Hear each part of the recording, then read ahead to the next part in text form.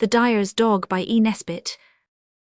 I have met many little dogs with noses as charming, and eyes as bright, and tails as curly, but never one who, like my Bessie, was a rich, deep pink all over.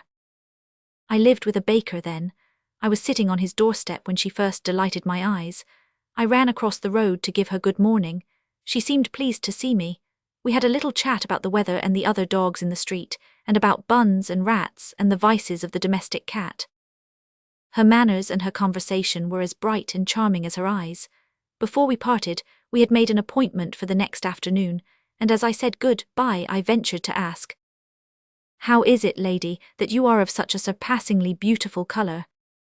"It is natural to our family," she said, tossing her pretty ears. "My mother was the royal crimson dog at the court of the King of India." I bowed with deep respect and withdrew, for I heard them calling me at home. The next day I looked for my beautiful pink-coloured lady, but I looked in vain. Instead, a dog of a bright sky blue, with a yellow ribbon round its neck, sat in the sun on the Dyer's doorstep. Yet could I be mistaken? That nose, those ears, that feathery tail, those bright and beaming eyes. I went across. She received me with some embarrassment which disappeared as I talked gaily of milk and guinea pigs, and the habits of the cat's meat man. Before we parted I said, "You have changed your dress." "Yes," she said, "it's so common and vulgar to wear always one colour." "But I thought," I hesitated, "that your mother was the royal crimson dog at the court of—" "So she was," replied the lady promptly, "but my father was the well-known sky blue terrier at the Crystal Palace Dog Show. I resemble both my parents." I retired, fascinated by her high breeding and graceful explanations. Through my dreams that night wandered a long procession of blue and crimson dogs. The next day, when I hurried to keep the appointment she had been good enough to make with me, I found her a deep purple. Again I concealed my surprise, while we talked of subjects of common interest, of dog, collars and chains and kennels, of biscuits, bones, and the outrage of the muzzling order, and at last I said, "You have changed your dress again. Your mother was the royal—" "Oh, don't," she said. "It's so tiresome to keep repeating things. My father was red and my mother was blue, and I myself, as you see, am purple. Don't you know that crimson and blue make purple? Any child with a shilling box of paints could have told you that." I thanked her and came away.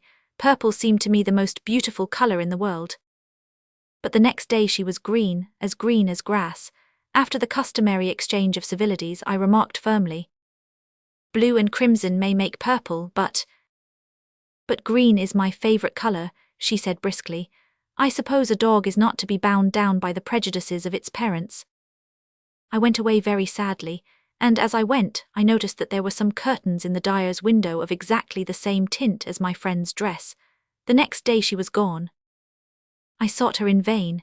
The day after, a French poodle appeared on the dyer's doorstep, dressed in stripes of orange and scarlet. I went boldly across to him. "Good morning, old man, how do you come to be that colour?" I said. "They dye me so," he answered gloomily. "It's a dreadful lot for a dog that respects himself." I never saw Bessie but once again. She seemed then to be living with a tinsmith, and her colour was a gingery white. I hope I am too much of a gentleman to taunt any lady in misfortune, but I couldn't help saying, "Why don't you wear any of your beautiful coloured dresses now?" She answered me curtly, for she saw that she had ceased to charm. "I gave up wearing my pretty dresses," she said, "because silly people ask me so many questions about them." As usual, I accepted her explanations in silence, but when I see the poodle opposite, in his varying glories of blue and green and orange and purple, I can't help thinking that perhaps my fair Bessie did not always speak the truth.